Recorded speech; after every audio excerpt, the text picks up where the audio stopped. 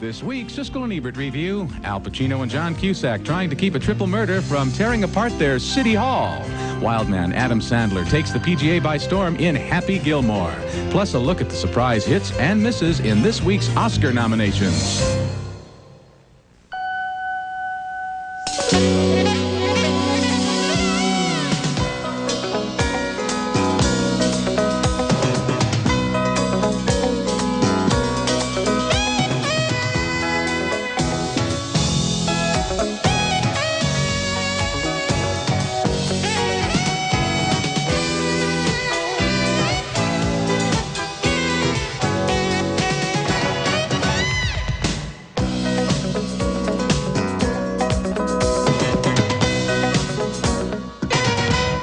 Four deaths. They're connected. That's all I know. That much I learned. And that's all I want to know. Just trying to circle the wagons here, John. Circle the wagons? Who do you think you are? Some gumshoe in a dime novel, loose cannoning around the city? Al Pacino is the mayor of New York City, and the death of a child threatens to tear the town apart in City Hall. One of the new movies we'll be reviewing this week on Siskel and Ebert, including a comedy with Adam Sandler as a goofy golfer, and an upcoming film about the war between David Letterman and Jay Leno, and we'll also take a look at what's missing on the just-announced Oscar list. I'm Gene Siskel with the Chicago Tribune. And I'm Roger Ebert of the Chicago Sun-Times. Our first movie is City Hall, and it stars Al Pacino and John Cusack in convincing and interestingly textured performances as the mayor of New York City and the young man from Louisiana who is his deputy.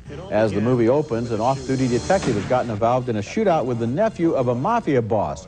Both are killed, along with a 6-year-old boy caught in the crossfire. The mayor ignores his deputy's advice and insists on speaking at the child's funeral. To make a better place to live. Is that too much to ask? Are we asking too much for that? Is it beyond our reach?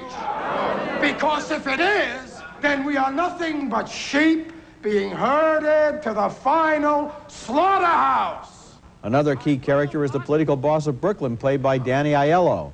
Here he has a secret meeting with the mafioso boss, played by Tony Franciosa. The idea is to frame the dead cop. You ever heard of a cop with $40,000? Yeah. Who wasn't crooked? No. The mayor and the Brooklyn boss are close, too, and have been horse trading on a new construction project. Just because this kid thinks he can elect you president, you're going to forget who got you here. I don't forget anything. You're developing a short memory, Frank, or a very selective one. You want me to refresh it for you?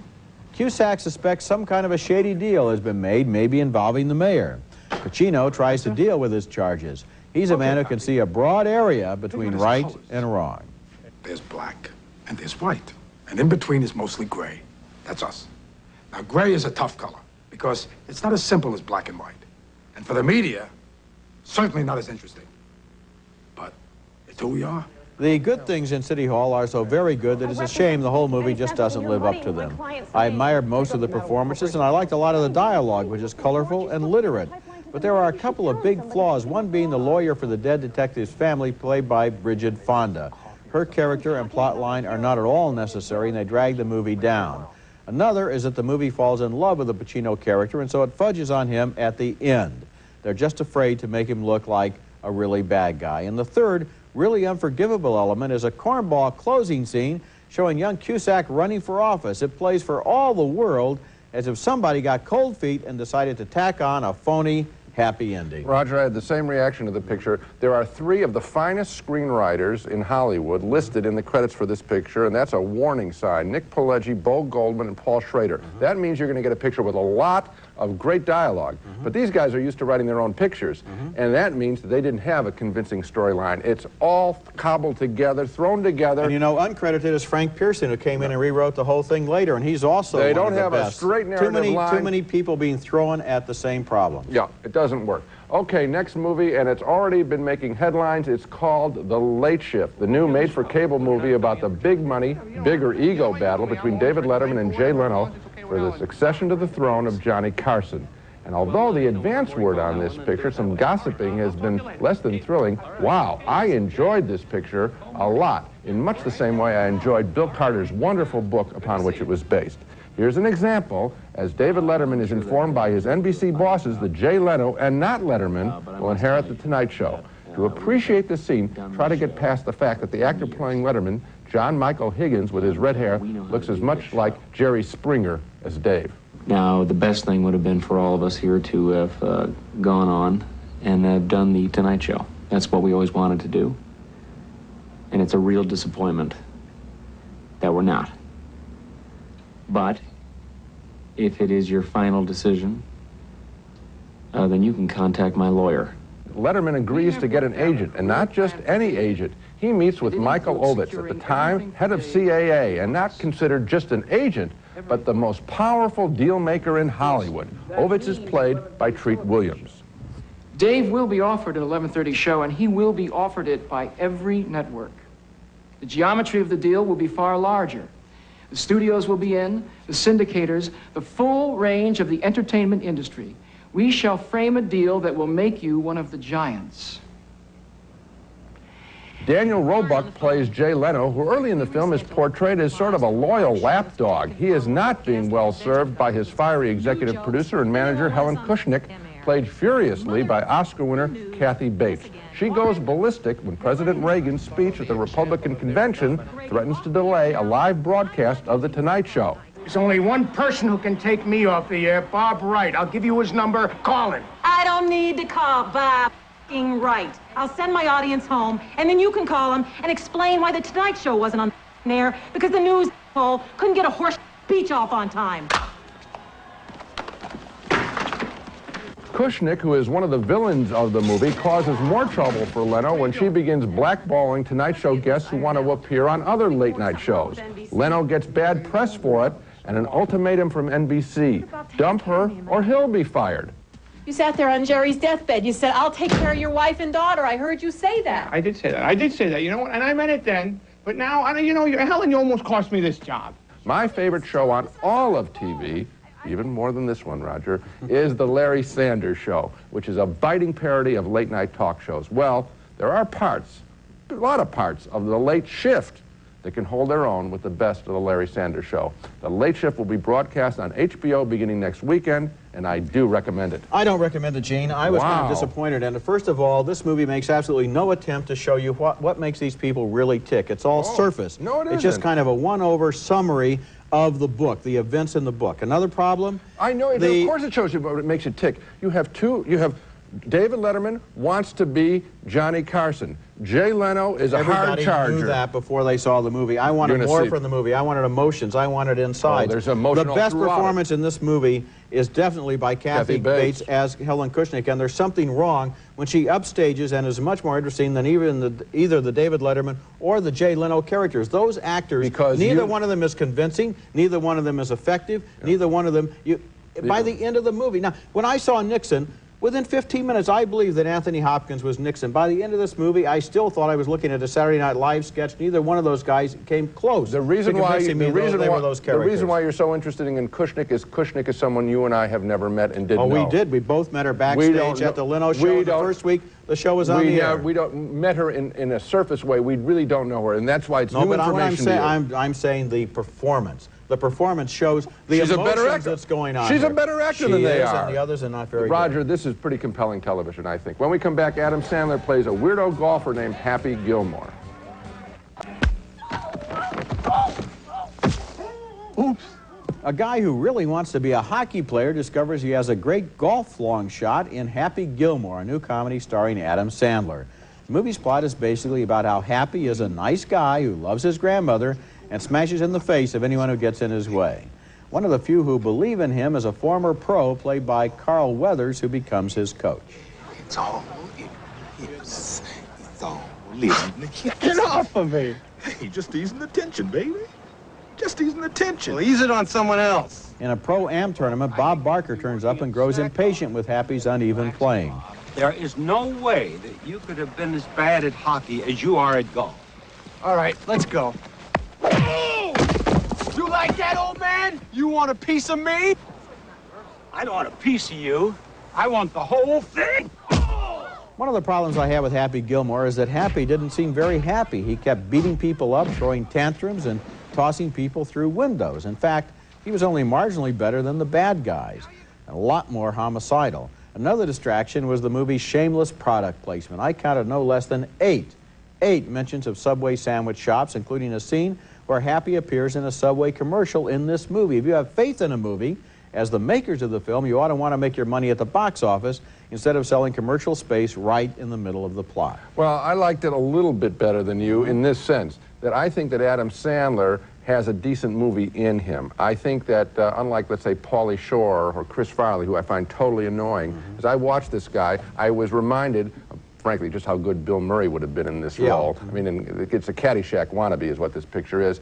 But Adam Sandler has a sweetness there, and I think he's making a mistake if he's going to play a mean guy. I think you ought to look at some of Bill Murray's work and see that there's a sweetness that can energize a picture. Well, the writing in the movie is all wrong in terms of making him such a violent and angry person. It's not necessary. But, you know, you're hard on Chris Farley, too, and you were last week, and I never got to get back to that. I think it's the writers that these guys are at the mercy of. I think Chris Farley can be very funny with the right material. He has been on Saturday Night Live. Which, well, we're not talking about that now, but which movie have you seen him in that was good? I haven't seen a movie that I liked him in, but doesn't make him bad. Me either. Doesn't make him bad. Me either. Coming up next, the surprises in this year's Oscar nomination list. We'll try to explain some unexpected inclusions and exclusions when we come back.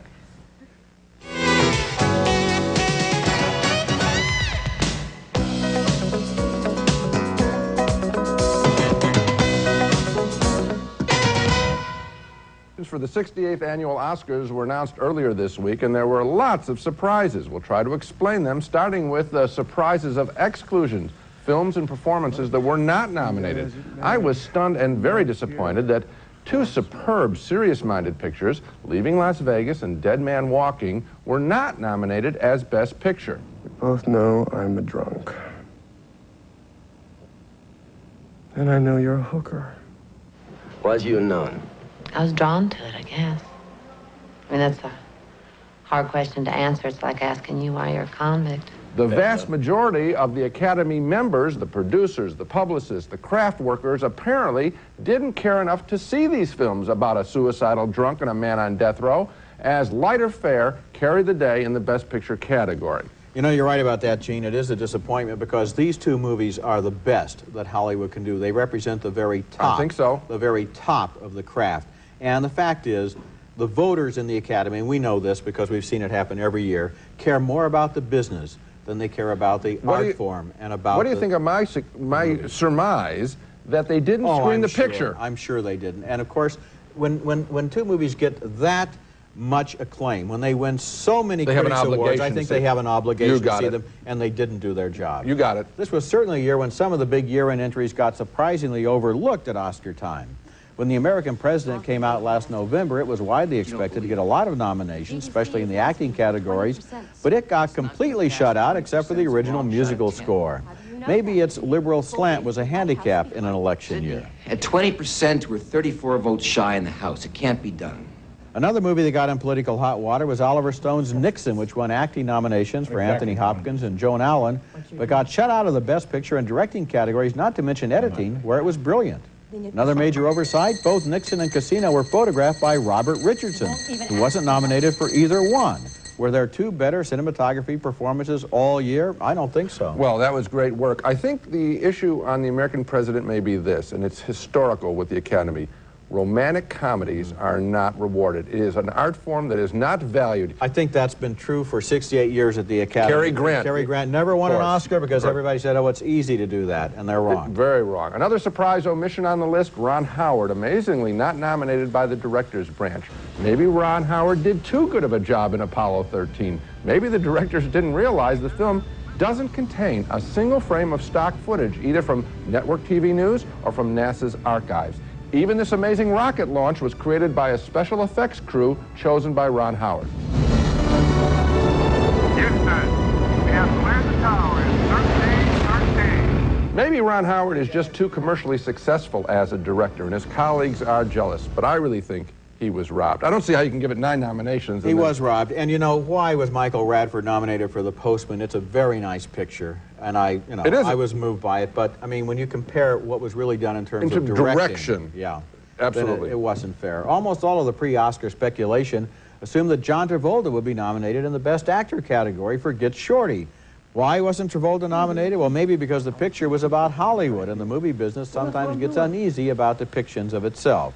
Or maybe he was squeezed out by the sentimental vote for Massimo Troisi in The Postman, whose death right after finishing the picture touched a lot of people. I'll give you another reason. I think that Travolta may have suffered by comparison to his work in Pulp Fiction, and I think that this role plays a little bit like Pulp Fiction light. And so, really, I cannot blame the Actors Branch in this instance for not nominating. I think there were 5 better performances than his. Okay, you may be right. When we come back, more Oscar surprises, this time some unexpected inclusions, including a cute little pig. Good heavens, who are you? Babe. His biggest Oscar surprises, when the Oscar nominations were announced this week, no films caused a bigger stir than Babe, which got 7 nominations, and The Postman, which got 5. More importantly, they placed in the top categories: picture, acting, direction, and screenplay. In the case of Babe, which was a real underhog, this was the little family film from Australia which upset Toy Story, the year's top-grossing film. So I go through the kitchen, across the living room, into the bedroom, get the mechanical rooster, and bring it out to you. What about the cat? And quietly bring it out here. The groundswell for The Postman was due to 2 things. First, sentiment over the death of its star, Massimo Troisi, who knew he was sick but kept on working and died 12 hours after completing his last scene. And the second reason for The Postman's strong showing, a well-run Oscar campaign by Miramax Films, which spent a reported $1.5 million to send cassettes to all Academy members and to buy lots and lots of trade ads. The ads obviously inspired the voters to look at the movie over the holiday season. It was fresh in their minds when they marked their ballots. When they asked, do those Oscar campaigns ever make a difference? The answer is, they sure do. Oh, it was a brilliant ad campaign, including, I thought, a masterstroke of having a bunch of novelists come out and support this picture. Obviously, Miramax got to them and solicited their opinion. And here are these great writers. Most of the actors never finished college and out there, so they're saying, well, if they liked it, it's okay for me to vote for Best Picture. It was a masterful ad campaign, one of the greatest in history, and you bet Oscar nominations can be bought. Now my choice for a surprise inclusion. I was caught by surprise that Braveheart led all films with 10 nominations. I thought Apollo 13 would lead, but Braveheart is also the kind of big epic scale production that gets plenty of nominations in many technical craft categories like editing, sound, and costumes. Also, let's face it, Braveheart was surprisingly good as Mel Gibson breathed new life into the medieval sword fight drama. He received 2 nominations himself, as Best Director and for producing the Best Picture. They're his first nominations. He did a very good job. It was a very good film. And, you know, another sword play movie that came out about the same time, Rob Roy, was good. And I thought the Academy did a great job of reaching all the way back to last spring and noticing that Tim Roth was so good in that supporting performance in Rob Roy, which had the best sword fight I've ever seen on the screen. Me too. And I'll tell you, we've said this before, but it is the villain that always energizes and makes successful an action picture. And Tim Roth is one of the best villains we've seen in the movies in a long time. Okay, if I was forced to choose a single nomination that gave me more pleasure than any other, I think I'd choose James Cromwell's nomination for Best Supporting Actor in Babe. Away to me, pig. Remember, you have to dominate them. Do that and they'll do anything you want. Go, go. This was not your typical family movie with simplistic speeches and slam-bang plot developments. It was a remarkably subtle comedy about believing in yourself and getting along with those who aren't like you. Cromwell's performance brought it and gravity that it needed. Well, do you remember, Roger, on our Member of the Academy show where we try and influence, last month we try and influence, do you remember who was the one who pushed for? Do you think you influenced the Academy? I don't know. What do you think? Wouldn't hurt. You got it, big guy. One more surprise inclusion for me, and it's a good choice. Mare Winningham, nominated as Best Supporting Actress for playing the title character in Georgia. She portrayed a famous folk singer, the older, more responsible sister to the flashier, bigger role of the self-destructive wannabe singer played by Jennifer Jason Leigh. You were the one with the ambition, Sadie. I never gave a damn. You say. It's very rare that the more solid character in a 2-character story gets Oscar recognition. Congratulations to the Actors Branch for acknowledging Mare Winningham's fine, well-modulated performance. I love when actors reach out and find the even tone. I like Jennifer Jason Leigh very much in the movie, too. You can't get everything, though, and I'm glad that at least this movie was singled out because it was a good story. A movie that had a lot of good acting in it. When we come back, we'll take another look at the new movies we reviewed on this show. Offering the finest in luxury service in Southern California style, adjacent to Beverly Hills on LA's fashionable West Side, the Century Plaza Hotel and Tower, a Westin hotel. Returning to the new movies on this show that we reviewed, let's take another look at all 3. Two thumbs down on City Hall, starring Al Pacino as a powerful New York mayor suspected of corruption by his deputy John Cusack. The film's good writing is overshadowed by too many essential flaws in its story construction. A split vote on The Late Shift, the story of the network talk show wars between David Letterman and Jay Leno. It airs on HBO beginning next week. And finally, two thumbs down for Happy Gilmore, the Adam Sandler comedy about a would-be hockey player who finds his true vocation as a manic golfer. Adam Sandler has a better movie in him. Go make it. That's it for this week. Next week we'll be back with reviews of more new movies, including Before and After, starring Meryl Streep and Liam Neeson as parents whose lives are turned upside down when their teenage son is accused of murder. And also Mary Riley, starring Julia Roberts and John Malkovich, in the story of a young maid who works in the household of Dr. Jekyll and his assistant, a certain Mr. Hyde. That's next week, and until then, the balcony is closed.